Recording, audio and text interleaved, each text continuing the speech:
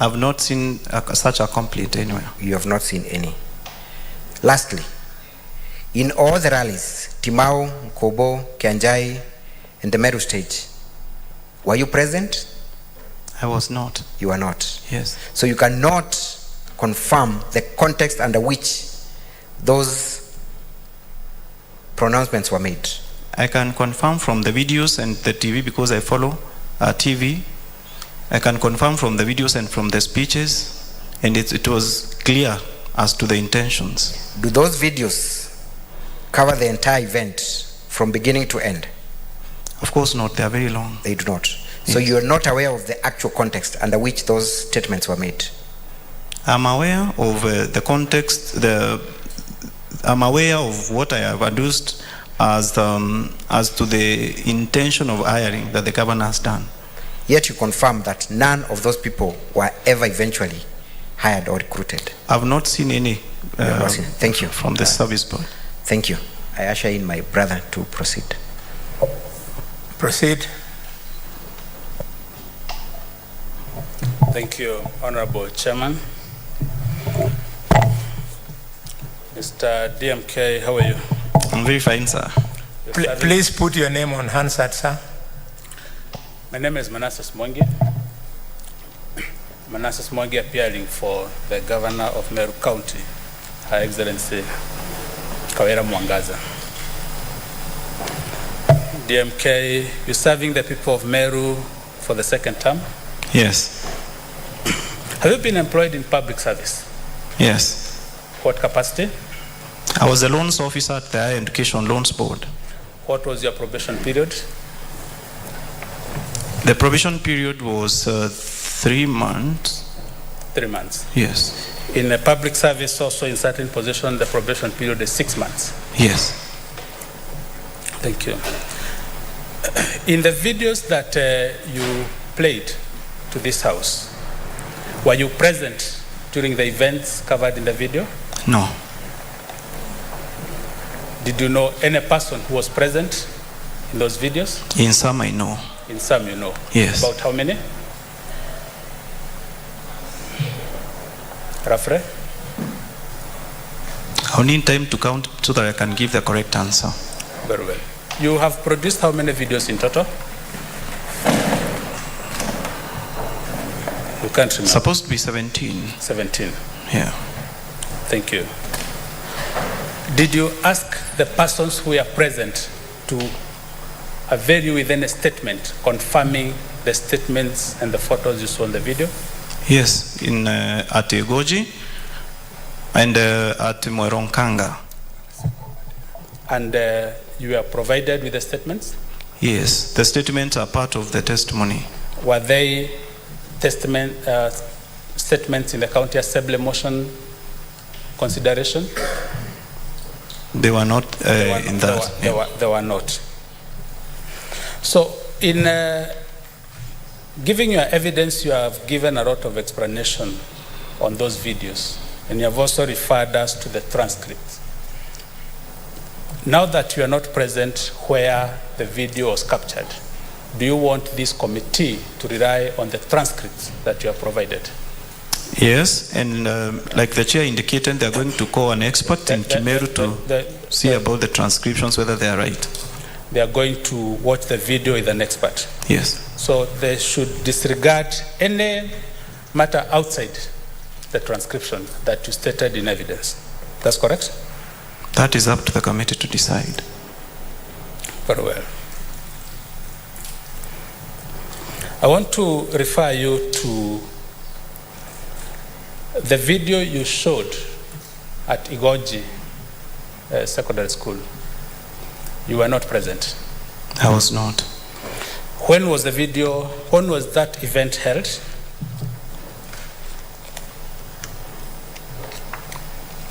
Would it be 24th of October? Yes. And there were another video of chaos. Honorable Chairman, the video at Igoji Secondary School was Annexure 11. And the other video I'm referring to about the chaos is Annexure number 17. In annexure number 17, that is a video when the governor had attended the county assembly to offer her address. Yes. And that was on 19th of October. Yes. The day before the governor's address on 18th of October, there was a press conference by all the MCAs. Do you recall? Yes. The speaker of Meru County was also present. Yes. And he also counted himself as the 70th MCA of the County Assembly of Meru. Do you remember that video? I don't recall that particular You don't recall? Yeah. We refresh your memory better. But you remember there was a press conference. Yes. And the members of the County Assembly said they are not able to work with the governor. The members of the County Assembly in that press conference of 18th? You can't recall. Let's go to the video annexure number 11. Councillor, Yes. we would like to hear his answer. Don't answer for him. What is your answer? Because I never spoke in that particular press conference myself, but I don't remember the members. The members, they may have stated that there is an hostile working environment in the county. Do you remember the speech by the speaker himself? No. You don't I remember? don't remember the specifics. Were you present? Yeah, but at the very behind, because we are 67 of us, so it's like 3 maybe who spoke, and I was at the very back. You couldn't hear? I have seen maybe some of the videos that have been adduced from your side. You seem not to remember, Honorable Chairman, what transpired. I was referring to the events of 19th October to relate to the video annexure 11 and to indicate that the matters that the Wananchi were asking Mr. Mwenda Ndiri to apologize about were the events of 19th October 2022. Is that correct? I would not answer in the affirmative because the governor in a request for the apology did not indicate that. No. Were you present in that meeting? The 19th one? No, the one for 24th. The one at the assembly? No. The one where Mwenda Ndiri. No, I was not there. You are not there? Yes. That's why I'm asking. Would you be able to tell whether the subject of apology were the events of 19th October 2022? You tell me whether you know or you do not know. You do not know. So the matters in that video you cannot verify. I can verify the fact that the member was asked to apologize to the public. And he said, I'm not aware why I'm apologizing, so I will not. But before that video at that point, you do not know what had transpired before the member rose to speak. The governor was beginning a speech with him. Okay, very well. Chairman, I would kindly request to play a video which is annexure number 11. What was played was annexure number 11A, and it is the same content, but number 11 is a little longer, and it has very crucial information, Chair. I'll play on it for about 10 seconds.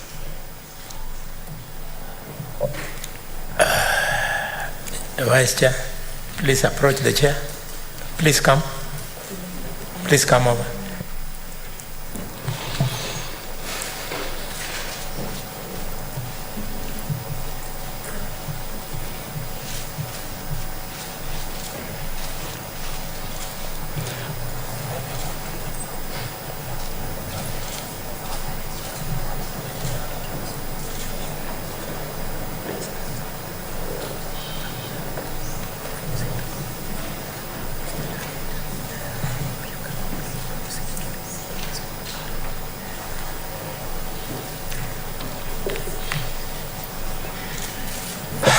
Thank you, Council. Council, It required that you do an application, but we are doing it a bit faster. Instead of you going through the formalities of applying for that, we will allow you, because we also didn't restrict the county assembly when they are requested for videos to be played.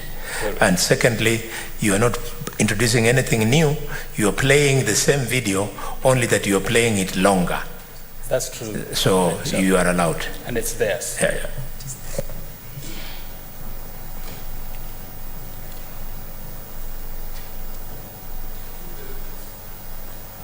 And next 11, there's 11 and 11A.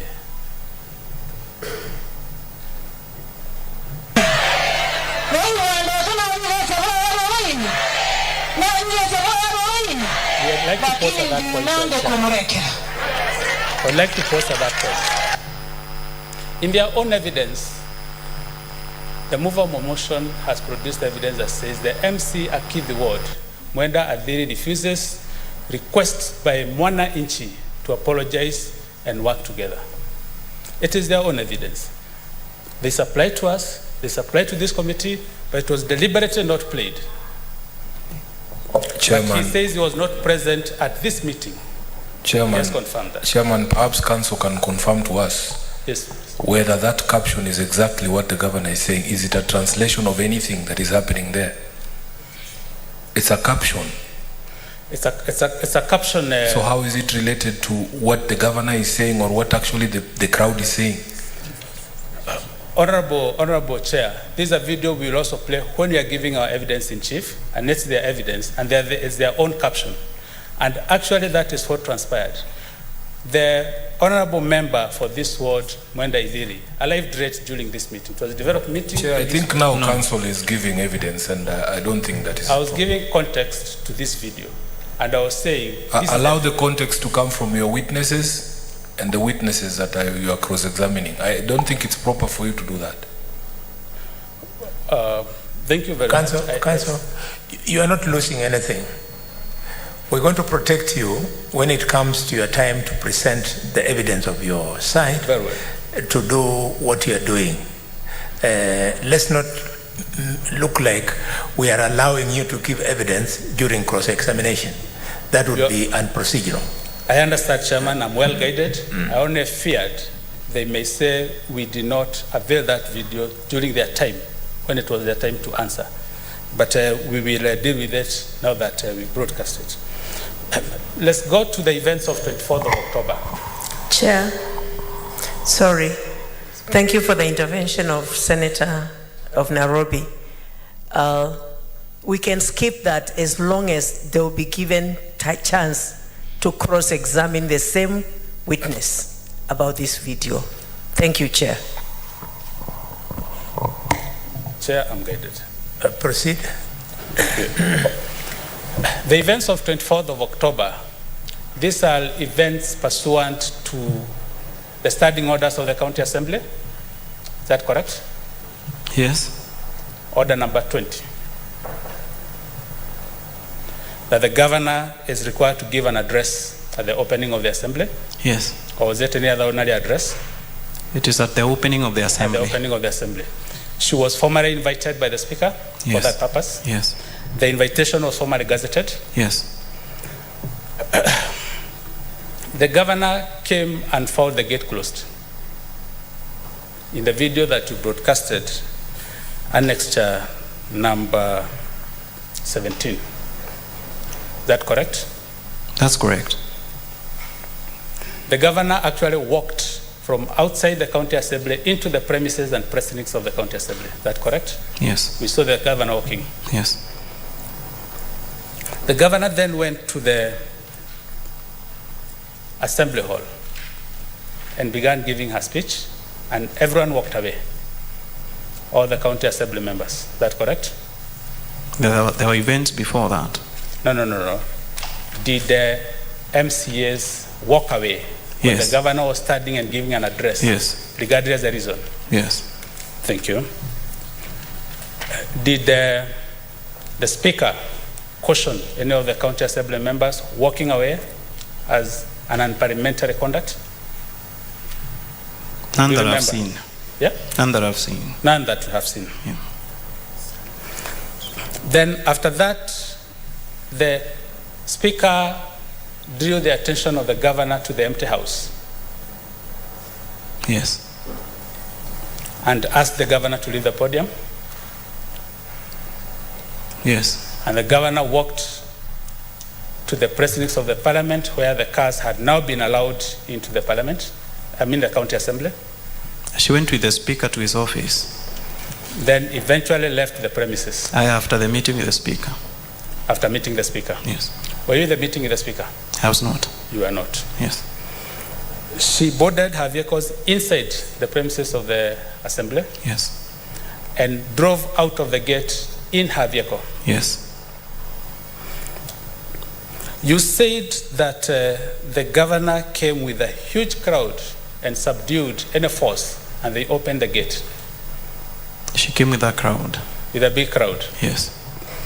This would think was a crowd supporting her, mobilizing her, rallying her, or what kind of a crowd was it?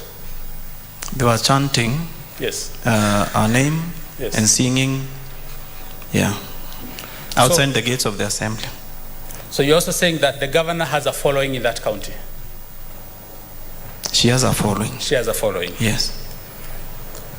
It's not all the county residents who require the governor out as undesirable. Yes. It's not all of them. Yeah, it's not all of them. Thank you very much. When she was leaving at the gate, again, the mob and the crowd that had come with the governor demanded an address from her. Did you see that? I didn't see them They- demanding because she went out on top of the car. She went out on the top of the car, Yes, when she was leaving. but she gave an address outside. Outside the gate, yeah. From the videos you saw, the governor pelted with stones. From the video we played, actually, I saw stones flying and some were flying. From inside the premises of the county assembly. When the husband was shouting, No. MCS are throwing stones, I was seeing people. No.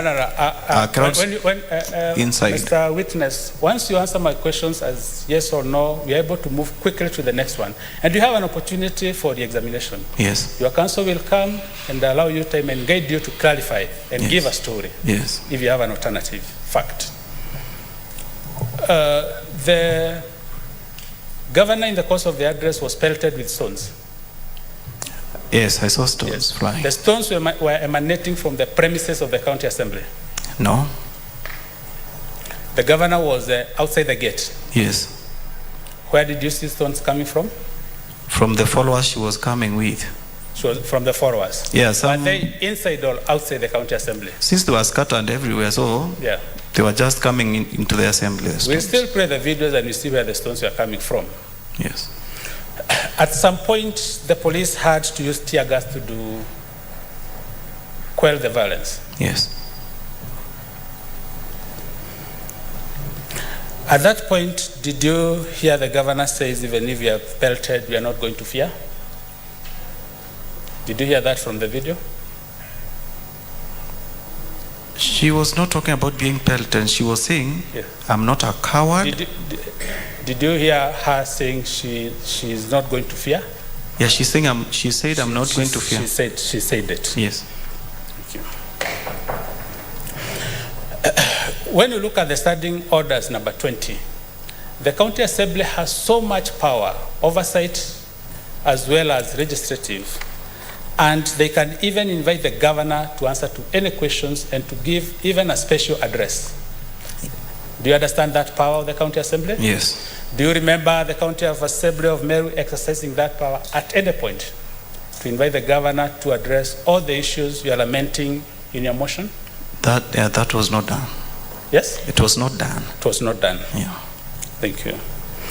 Have you seen any letter emanating from the county assembly asking the governor for any explanation on the things you have lamented about? Yes, during the impeachment motion. And before then, before the No. motion? No. Yourself, did you ever write to the governor complaining about what she was doing as a citizen of Meru? Because you said you have brought this motion as a public-spirited Marian. I did not did you write write any anything. letter? No. You did not. Yeah. You did not even seek to visit the governor for a courtesy call for that purpose? I did. Did you meet? No, she was not available. I called her. You called her? Yes, she told me she's going to Egoji, so I should go there to meet, to tell her what I want there. Oh, she had a program? Yes. And she informed you of the program? Yes. Did you, since you had time, you were looking to meet her? Yes. Did you go to Igoji? I did not, because I had other duties. I wanted to meet her in town. You had other duties? Yes. But you had time to meet the governor that day? Yes. You had time to meet the governor that day that you had called. That's why you had called her. I wanted to meet her at the assembly because the activities were around the assembly. For maybe 30 minutes, I come back. Our office is just opposite of the road. On the sidelines of the assembly? Yes. Okay. You've talked about verification of leaders. And you've talked about the current Honorable Minister for Agriculture.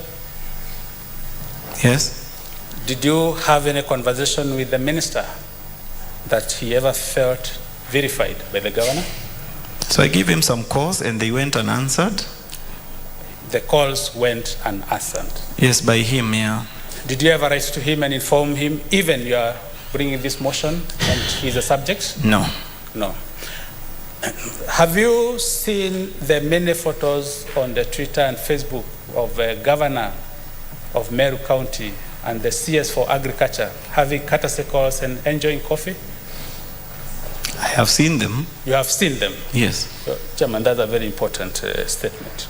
You have also seen the governor of Meru County launching the tree planting exercise with the CS for Agriculture and the Honorable Member of Parliament, Rahim Dawood. And also MCAs were present. Even MCAs were present? Yes. Which MCAs do you remember were present? The speaker was there. The speaker was there? The majority whip was there. The majority whip and was several there. others were there during the launch of the tree planting exercise at the invitation of the CS. Oh, very the well. CS who had written to us. Okay. Yes. Did you see any animosity between the two? Between? The CS and the governor? The CS for Agriculture. Did you see any animosity? From the recent pictures? In those events that we attended together with them? Personally, I was not there, but you from were the not pictures there? I've seen, Yes. there was no animosity from the pictures. In fact, all attendants were very happy. You can see Rahim Dawood laughing. I've seen pictures. I don't know, you can date happiness and what somebody was laughing about on a Facebook picture. Yeah. But you can see them laughing, whether you know the reason or not. I've seen such pictures. You have seen such pictures. Very well. There is an allegation that the county governor of Meru has decided to control all institutions, including the sagas.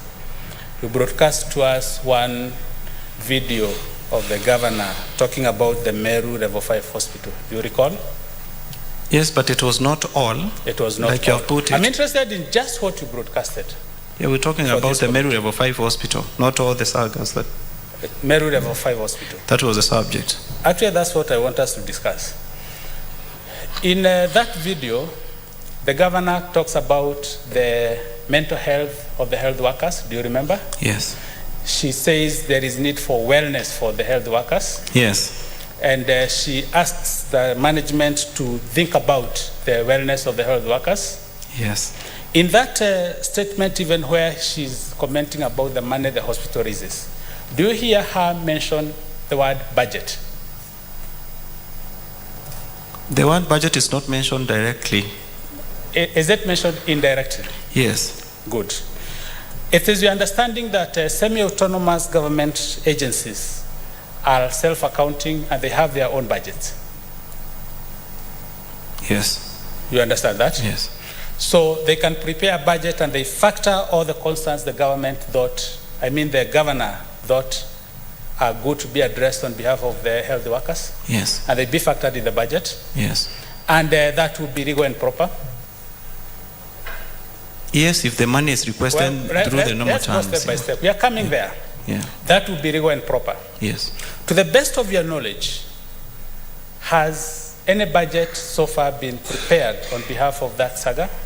On behalf of Meru Teaching? Yes. None that I'm aware of. None that you are aware of? Yes. So do you know whether the programs the government proposed during that meeting are going to be implemented, and whether they'll be implemented legally or illegally? We would know Would if we you tell? saw them in our budget. You can't tell. No. They have You can't not tell. They have not happened. Can you tell? No. I can't tell. Yeah.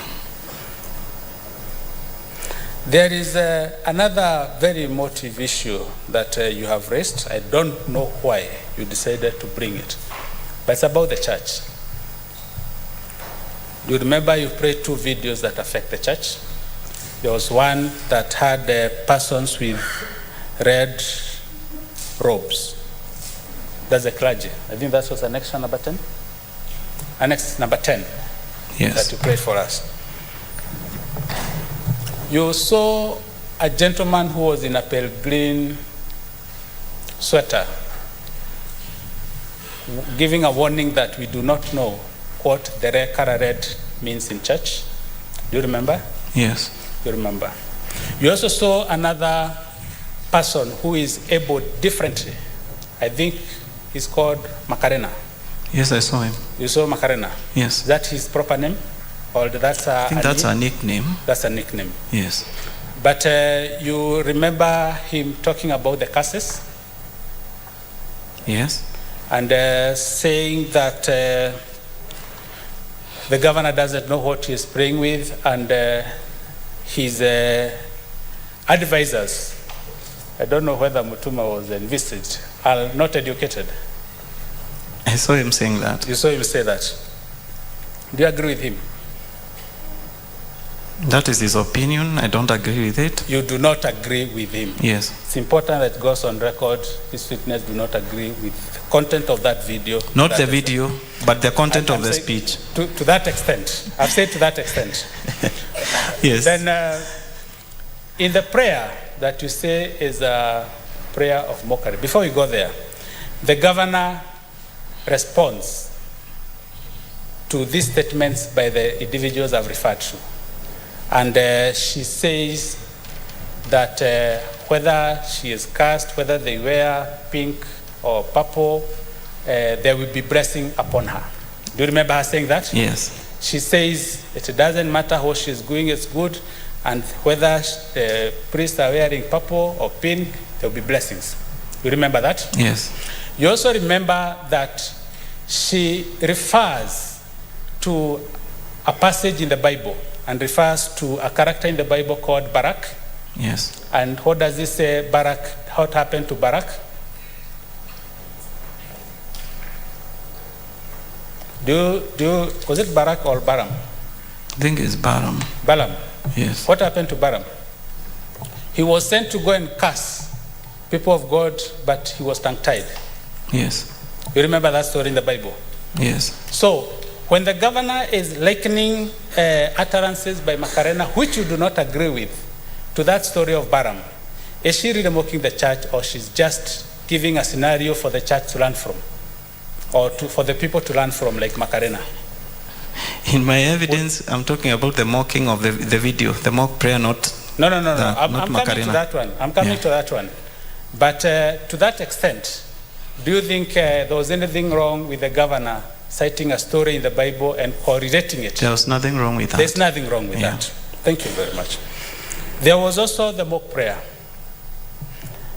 This was at Igoji Secondary School. Yes. And do you know the history of the foundation of that school? Yes. Do you come far away from the locality of that school? No. How far away? It's in Imenti South, And in that's- Igoji West, in Igoji East Ward, Yes. and I'm also in Imenti South, Abogeta West. Okay. So it's two wards that separate us. two wards apart. One ward actually. So this school is a Harambee school. Yes. Harambee school means that citizens, private citizens, contributed pieces of land to bring up one parcel of land to become a school. Yes. That's the meaning. Yes. So this school was created out of the efforts, of the Harambee efforts of the community. Yes.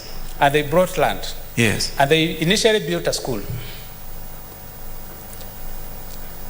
Initially there was a school. Whether or not the church, I'm coming to the construction by the church. Yes. Initially there were classes.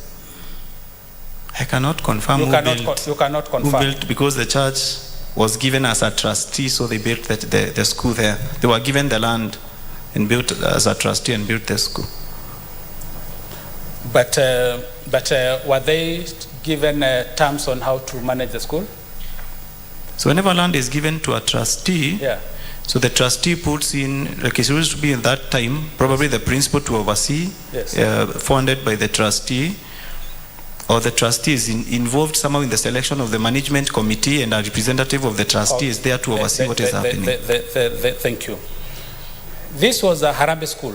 Yes, It is registered as such. yes, So by the time the church is being given the school, yes. it's already a going concern, or it's a running school by the time they are being made a trustee. Or was the church given empty land? The church was normally what used to happen when these lands were consolidated, no. they were given a trustee so that they don't get grabbed Yeah. or disappear. Yes. So the church was given as a trustee Yes. of that land Yes. when it was consolidated from the public. Okay, thank you. In relation to this particular school, would you know whether the community had any concerns about the school? Management or otherwise? I wouldn't know because you because wouldn't. somehow Yes. the trustee was running the school and they closed it down. They closed So it has it been running closed for quite some time when the county came in to lease the facilities around it. Thank you very much. The school has been closed. Yes. Approximately from when? I cannot speak to the time, but Was it the school before, was closed. before COVID? No, that school could have been closed maybe 2010 or thereabout. A long time ago. The classes have just been lying there Oh, over with the 10 trustee years. doing other things in the compound. The trustee are doing something else. Yes. Thank you very much. So, did you know about the functioning of this school, or what the trustees are doing, or why the county assembly has leased? I mean, the county government has leased back the school. I would know that the county government leased the land First of from all, the tell us trustee. whether you know or you don't, so that you know whether we move on to that question. Whether I know why the county leased. Yes, and under what terms? Yes, I know the county leased the hospital. Yeah, They leased the classes for use by the Meru service. they leased the Yes, classes. from the trustee. Okay. What is it being used for now by the county? To train youth under the Meru service, whereby once they are recruited, Yes. they go there for discipline training and so many other things before they are posted to various colleges. Yes. Yes. Okay. Was that leasehold the subject of discussion or debate in the county assembly, whether in the current one or the previous one? The previous one I was there, it was not a subject of discussion. Yes. It never arose. Yes. The current one, the matter has not yet come to the assembly. So if it was not debated in the county assembly in the previous assembly, Yes. I saw the lease was entered in 2019. Yes. Honorable members, I'm referring to a lease agreement in the governor's bundle of documents, volume 2, and it commences at page 112.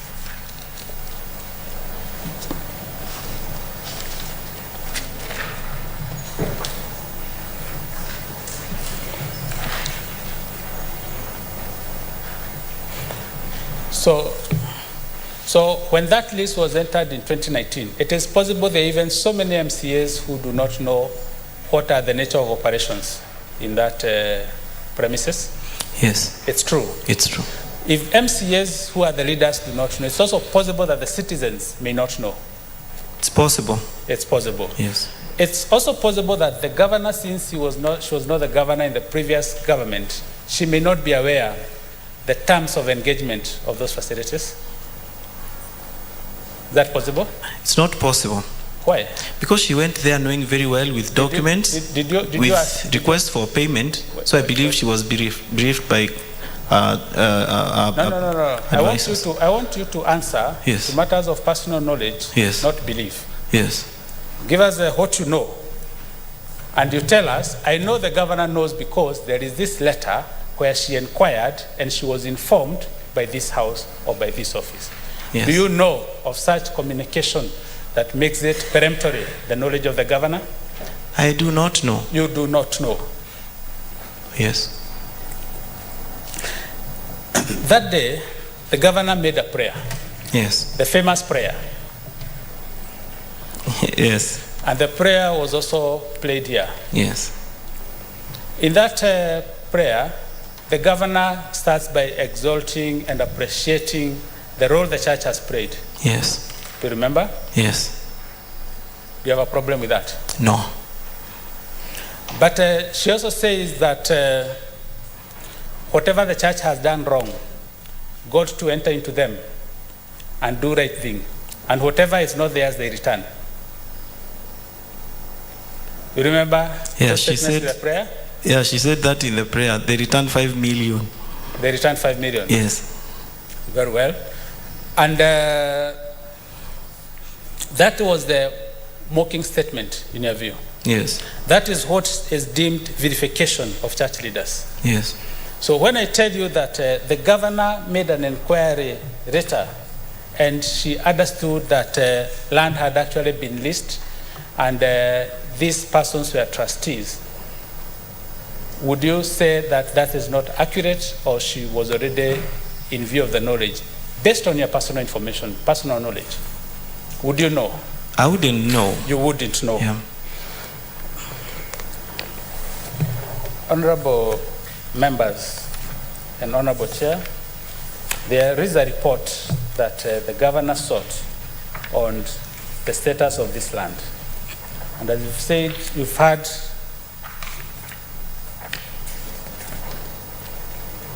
this report is at page 137, bundle of documents in support of the governor's answer, volume 2.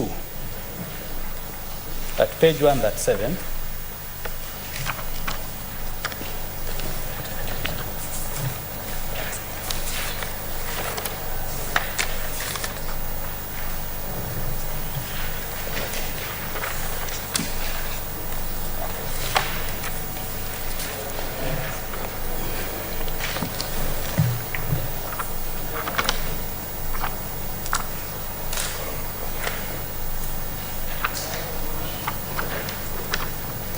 Yes, Council. Yes, and at page 143 that follows, there is a document from the church. And you can see in that document, the church explains what it understands is the nature of that land and the two public institutions operating on that land. Through the chair. Thank you. Yes. Chairman, I do not want to question my colleague's style, but wouldn't it be better if he led these documents during the taking of his own witness and use his time to put questions to this witness about the things that he has told this committee? I think, Council, Yes. the senator has a point. Yes. But I don't want to take away anything from you, because even the guidance the senator is giving you, you are still within the framework. Yes. Because what you are asking arose when the Council of the County Assembly was making their case. But the senator we are requesting you, that which you can reserve for your time tomorrow, do so, and here just highlight. It don't look like you're prosecuting your case. Very well. Yeah. I understand. I'm aware of it. And for information, Yes. the County Assembly did 1 hour 45 minutes, and you have now done 1 hour 10 minutes. And in usual practice, Yes. your side cannot be given the same time. You're just supposed to, or am I out of? No, Chairman. Your time is supposed to be shorter. In really. a quarter of an hour, Yeah. I'll wrap up. Yeah. Quarter of an hour.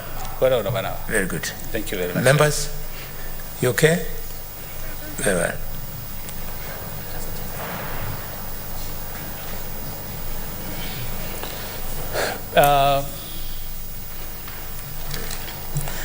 There is one last charge on verification of readers, There was an MP called Mpuru. Yes, Purwaburi. Have you talked to him about this motion?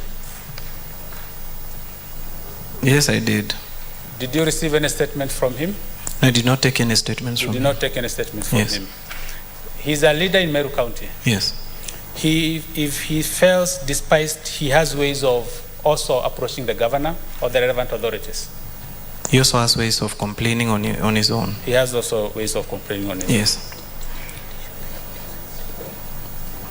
And you have not seen the honorable member petition the county assembly? No. No. I'm going to the one issue which also rotates to the issue of the Igoji Secondary School, the appointment of the first gentleman as a patron of the youth. What is that position? Patron of the Meru Youth Service. Youth Service. Yes. In that video where that appointment was purportedly made by the governor, she followed with another appointment of the first gentleman as the ambassador of the hustlers for Meru. Yes. Do you remember? Yes. These hustlers, would you call them or classify them as mostly the youth or the senior citizens in the county? Hustlers are maybe the people who are struggling. People who are struggling. Yes. They are mostly the youths without jobs. It's not really the youth who are struggling in this country. Mostly. I've used the word mostly. We can say that. You can say that. Yeah. You do not agree, or do you agree? With the term hustlers. In your understanding, I've by the way, really admired your eloquence and appreciation of the English language. I'm very impressed. Yeah.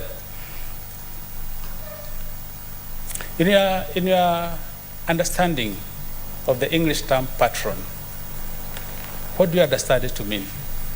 In the ordinary language. Patron is like an overseer, someone who oversees what is happening in a particular area. Let me put it otherwise. A patron is a ceremonial office. A patron is invited for ceremonies when a club or an organization or a group have a ceremony or an event. Patron, people go for advice. They go to seek sponsorship. They go to seek connections with sponsors. And that's why even persons who frequent the watering holes, we are patrons to those bars. That's correct? That's correct. Because we support them. That's correct. So if I tell you that the understanding of the term patron is not a creature of a county office, but a ceremonial office for that purpose only, would you refute? In this context? No, in my context. In your context, I will not refute. Yes or no? In your from the definition, answer my question so that I don't refute. You do not refute. Yes. So you do not refute. Yes. Okay.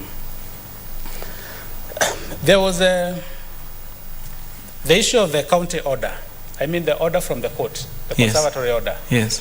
When the motion was quashed, yes, you sought the advice of your counsel for interpretation of that order, as the governor did, on the purport of that order. Yes, we did. And you were advised? I was advised. Yes. And I also read the court order. No. I want to hear that you were advised that nothing stops you. We were advised that the court order has quashed the motion dated 22nd November that was supposed to be debated on the November 30th. Thank you very much. And that when you sought advice from your counsel, you also expect the governor sought advice of her counsel? Yes. Would you charge her or verify her for following the advice of her counsel? I cannot. You cannot. Yes. You received a letter from her counsel explaining why they do not intend to appear, because they do not want to violate their own orders that they got in their own favor. You saw that letter? I saw it. It was read by the Would you verify the governor for following such an advice and communicating to you? I cannot verify the governor for following the advice of counsel. Thank you very much. We are coming to the other issue of public participation. About how many people participated? Roughly in the region of 3,000, if you count the region of 3,000. the attachments, yeah. And about how many approve the motion? How many approve the motion? It's difficult to say exactly Roughly. the number The because same you have estimated roughly. you can say 60-70% of the respondents were approving the motion because of the circumstances of the day. 60 or 70 people? 70%? No, I'm saying 60-70% were approving the motion. 70% Yeah. were approving the motion. So 70% of about 3,000. And the registered voters in Meru are 879,000. That correct? That's 810,000. 810,000. Yes. Thank you for the exactitude. So in advertising for this motion, you put out radio adverts and newspaper adverts. Yes. In your target audience, how many read newspapers? In your estimation, in terms of percentage? I don't have that statistic, so Estimation. I'll be lying You if I have give formed any so many number. opinions, Mr. DMK. How many? How can you tell how many You people read cannot tell. newspapers? Did you advertise that motion in any formal gathering like a church? The motion was advertised on newspapers and radio. no. A formal I'm asking- gathering like a church? Did you advertise in the church? No. No. Did you sponsor a road show to advertise the motion? No. Did you understand the implications of this motion to overturn a whole election of a governor simply because she was undesirable to you? I understand the implications, You understand the implications. of impeachment Thank you. as provided by law. Thank you very much. So you only did 2 advertisements. The other question I want to ask is, were you in the Windsor meeting that was convened, coordinated, and presided over by the chair of the County of Governors? Yes, I was. You was. Yes. And it was a meeting between the governor and the MCAs Yes, and a select team of governors. and certain team of governors. Yes. And you agreed on a way forward. Yes. There's also a letter where the governor wrote to the county assembly asking for a consultative meeting to the assembly. Yes. All of you had gone to the grassroots. You remember? Yeah. at Or that that's the point in time. response the speaker gave. Yes, yes. You also remember that in your motion you lament that the governor is going to the grassroots alone. In the motion, I have not indicated anywhere You've not- about the governor going to the ground alone, and that's not a crime. You've not indicated anywhere. Yes. In that, when the county speaker said that you people are not available, was there any follow-up on the part of the assembly to propose dates when you could be available to meet the governor? The burden was on the governor to select The burden is on the governor. to select another date How will she know what is convenient a date for you? by calling the speaker and talking, because the correspondence was between the two. Did you inform her that she has a burden to call the speaker and arrange a date? I think she should have read the letter that the speaker wrote. In that letter, did you Yes. see anywhere she's told to call? Yeah, the speaker has mentioned that the governor can select another date. No. I'm talking about, you Yes. said a phone call to the speaker to arrange and agree which date is convenient to the MCAs. Is there such a statement in that letter? There is no statement like There's that no in this letter. statement. Yeah.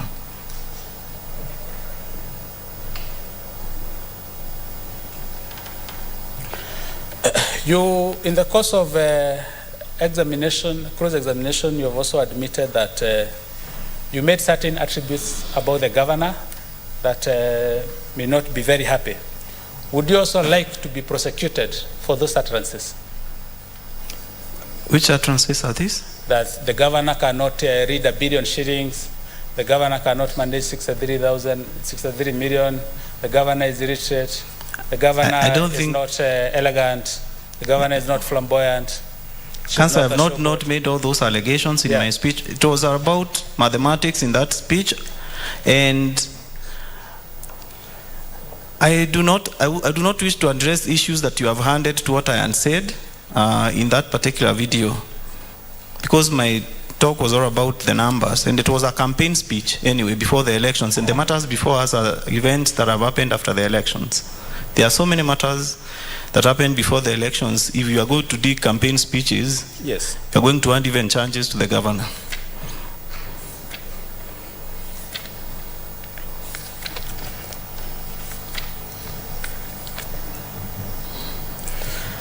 You have said that the governor has violated the Public Finance Management Act.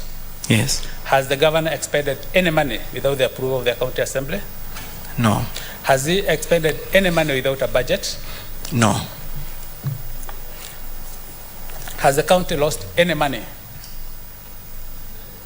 None that I'm aware of. None that you are aware of? Yes. Has she paid any ghost worker who is not on the payroll, to the best of your knowledge?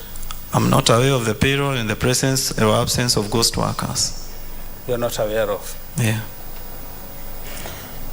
When the governor came to address the county assembly on 24th of October, Yes. and there was a crowd, and then she was pelted with stones, would you ascribe that day as a governor's meeting where she organized a riot, or she had come to address the county assembly? I don't think she had come in peace. No, she had not come in peace. Yes. But you cannot say she organized riots. Did you see her organizing If a I riot? come with a crowd of goons, you know, by the way they dress and everything, chanting, I think you would be the one who has mobilized them, because there's no way they could have known you are coming so that they come at the assembly. But the previous day, the county assembly MCAs, including the speaker, had given a public address. Yes. Remember? Yes. So could the members have also been incited by that public address? The members of the public, Yeah. Would you know whether they were incited? I wouldn't know. You wouldn't know. Yeah. But it's a possibility. I don't think That there were the MCAs incitements from the members unless you pin them out that this was inciting and could have read the crowd coming to the assembly chanting. But you expect members of the public had that?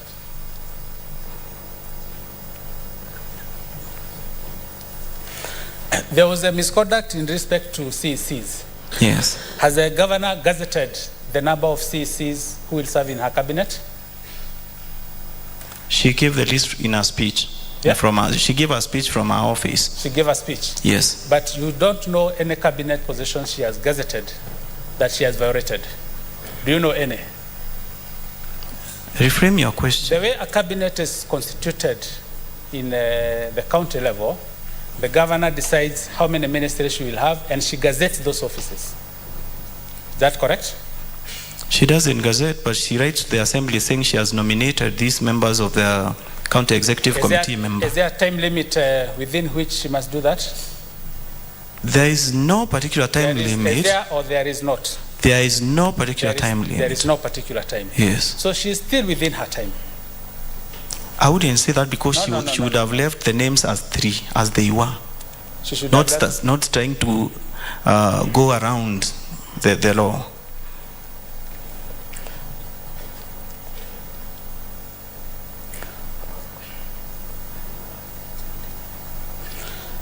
Then there was allegations that on the day that the motion was coming up, all of you dressed in uniforms, black ties, white shirts, and red ties, and black suits. Is that correct? That's how the members were dressed with parliamentary attire. Or it was a happenstance or coincidence? It's a parliamentary attire. Or it's parliamentary? Yes. Okay. The members also danced outside the assembly. Outside the assembly, that particular day, no. Another day they had danced. Maybe before that, but on that particular day, the members, the motion took too long because it ended at night. And So the members left going home. on 24th October, they also chanted outside the parliament building.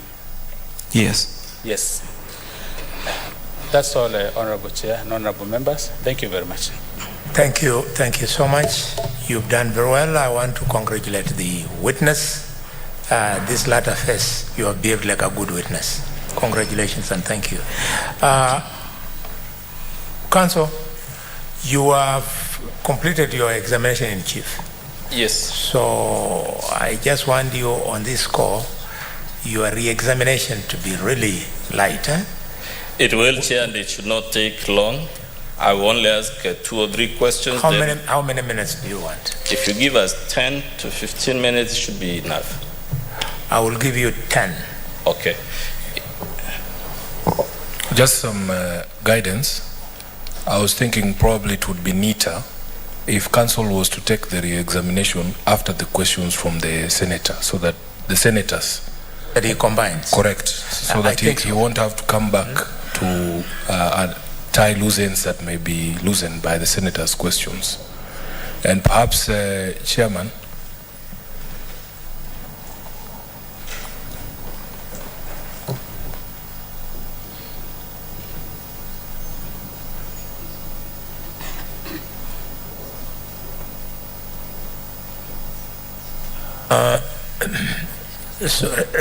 sorry, Senator for Nairobi, I must rule in the negative.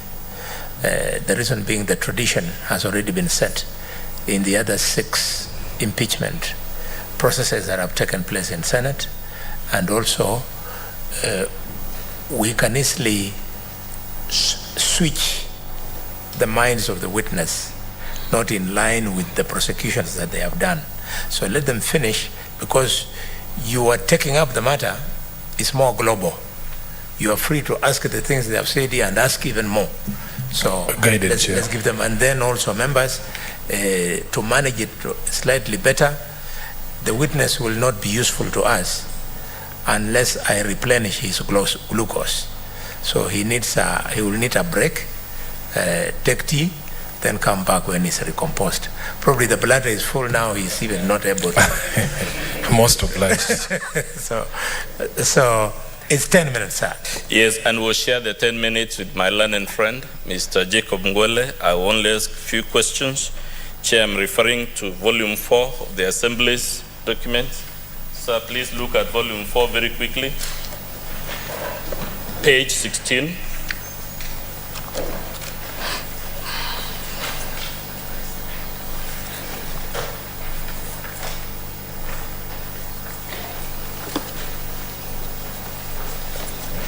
Let's begin at page 10, the very last paragraph. Does it show the number of people who participated in the public participation? By way of overviews, does it show at page 10, the very second last line? Page 10? Second last line. Yes. It says how many people gave their views orally? 1,300.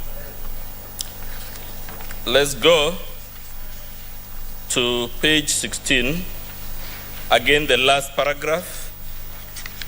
Who does it say conducted the public participation? Can you read your last paragraph very quickly? The mover of the impeachment motion, the Honorable DMK Kyogora, is particularly grateful to the offices of the Speaker, the Clerk of the County Assembly, members of the County Assembly of Meru, staff, members of the public for facilitating the public participation on the 13th of December 2022 in accordance with the law.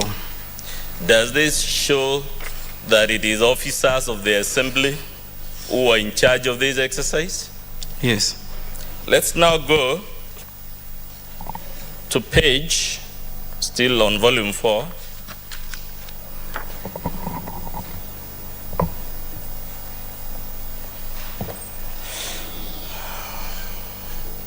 A suggestion was made to you, sir, that all the memoranda opposing the motion are handwritten and the others are typed, and therefore they must have been computer generated. Do you recall that line of questions? Yes. Now let's go to page 535.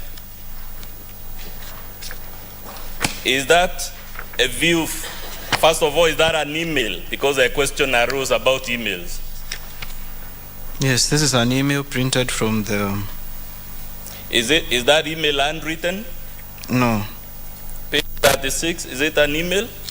Yes, this is an email. Is it handwritten? No, it's not handwritten. Page 537, is it an email?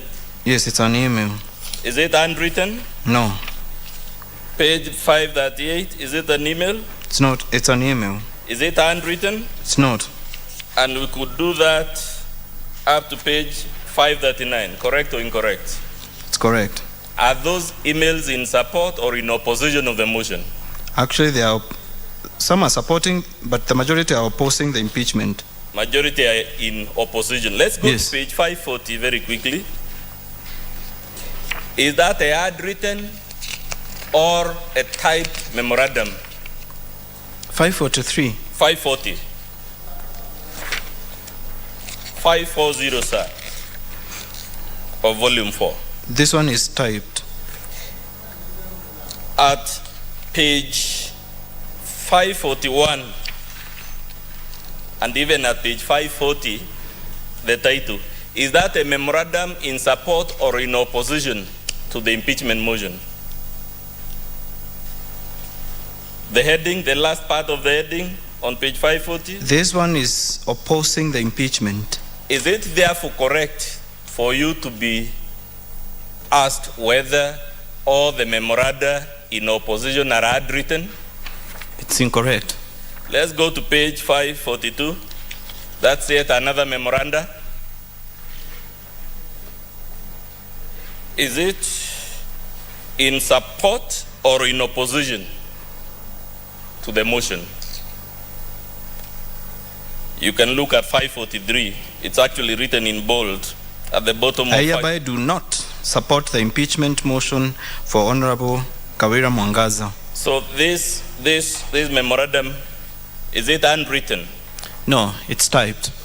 The last question from me before my colleague Jacob Ngwele takes over is about whether the husband was receiving a pay.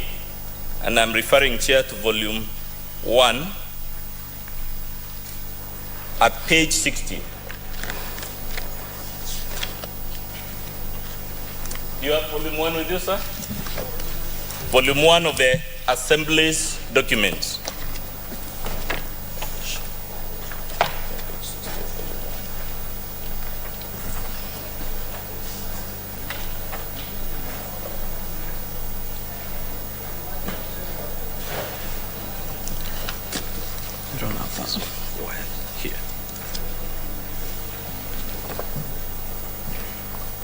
That, sir, is a letter from the Ethics and Anti-Corruption Commission.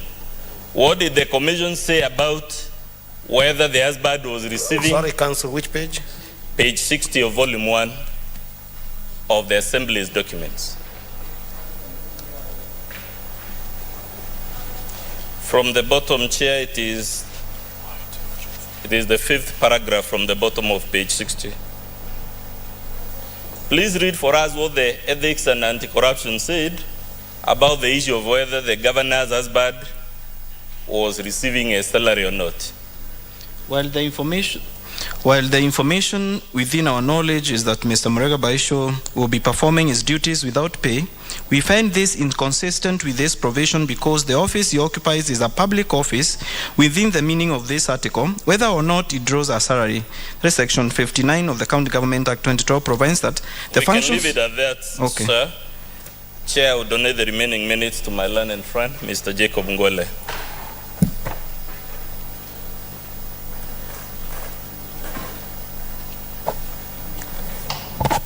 Mheshimiwa, I'll be very brief, just seeking some clarifications from your end. The issue of illegal appointments, you've said, you've been asked. Mr. Ngwele. Yes. We know you, but the answer doesn't know you in this case. I'm sorry. Please put your name. I'm sorry, Chair. My name is Jacob Ngwele. Just that I was rushing because you had 5 minutes. Maybe you can add me another 2 because you know me. Okay, you've been asked a question relating to why did you choose impeachment instead of inviting the governor to appear before the committee. Was it evidence that impeachment is only cure? Is it?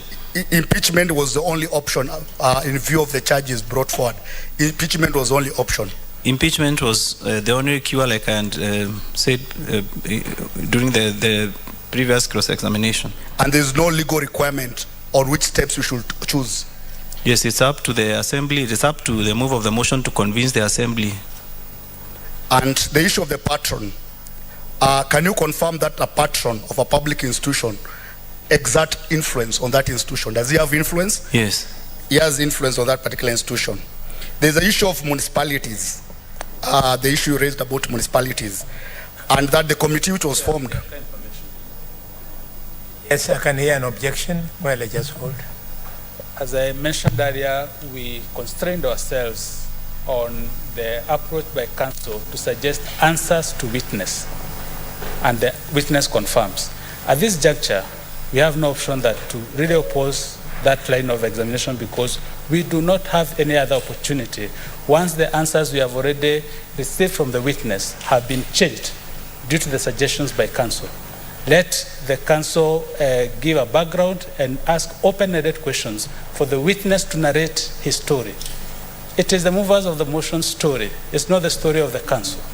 Let the answers come from the witness, not the counsel. Thank you, Chair. Thank you. Counsel, you're perfectly in order. I think Edwin Sifuna will agree with me that, Mr. Mwele, you are now engaging in leading questions.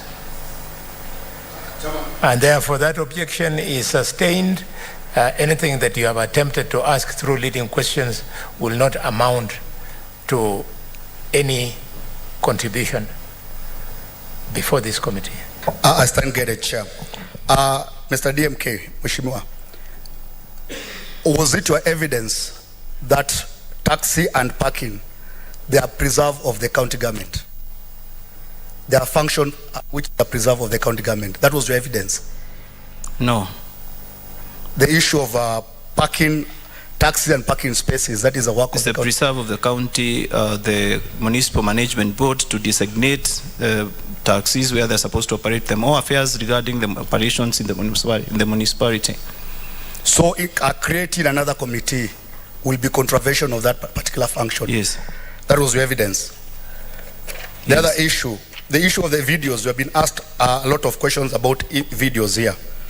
Was it when my lead counsel, Mr. Dr. Mudomi, was asking you a question, did they object? Have they objected to the veracity or authenticity of the videos? I have not seen any objections. So nobody has raised any objections on that, on those videos? Yes.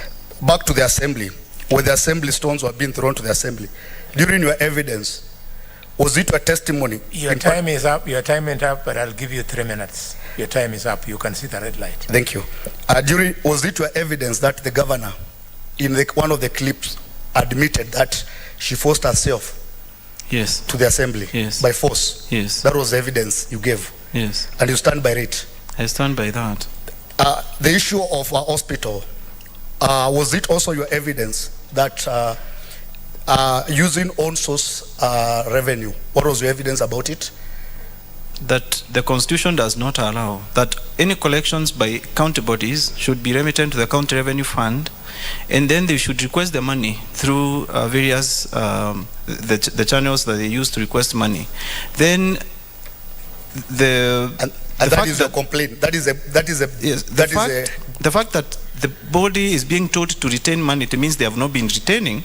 There have been submitting the money to the county revenue fund.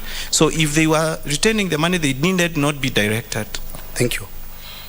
Thank you very much, Chairman. Thank you very much, Mr. Mwele. Members, Mr. Mwele is a long-serving member of this parliament, and later on the county assembly of Nairobi. So he's gone into private practice. I don't know why. So, ladies and gentlemen, we are taking a break of 15 minutes to allow the witness to recharge. Members, when we resume, it is now your time to seek clarification. When we are taking tea, we shall agree on a few issues of modus operandi. Thank you, everybody. Back to your holding zones. Tea is served.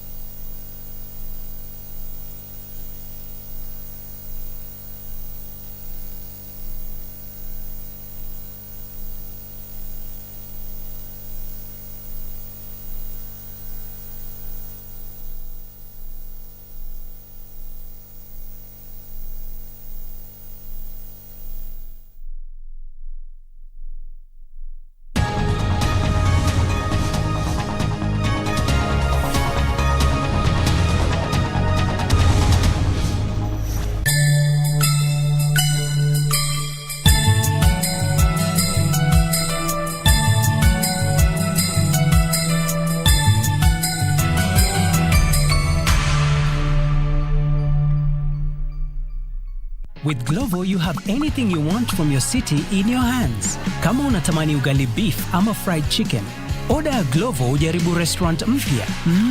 Tamu. Kama game inawaka na unataka drinks zaidi, order Glovo ushangilie timu yako. Na kama your little one amemess na diapers zimeisha, order Glovo and save the day. With Glovo unaweza track order yako na kuongea na customer support, which is always available. Download the app and order anything you want from your city. We'll deliver. Christmas hoye! Hai, najua pilika zimetanda kote. Hapo ulipo hivi ushajinunulia kama ndrinda, kama ni wigi hii iliyopendeza kama ya Kamche hapa. Lakini nakwambia, kama mwenye tabia ya kwamba hununulii mtu zawadi, punguza kaka, punguza dada. Jipige mifuko angalau upate $2. Umnunulie mwenzako zawadi msimu huu wa Krismasi. Mimi ni Kamche Menza na kutoka hapa KBC, niruhusu tu nikutakie Krismasi njema na mwaka mpya wenye mafanikio.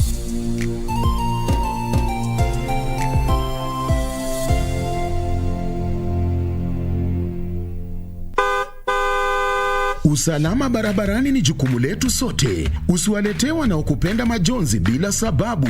Uwe dereva au uwe unatembea barabarani kwa miguu, fuata sheria zote za barabarani ili kujiepusha na ajali.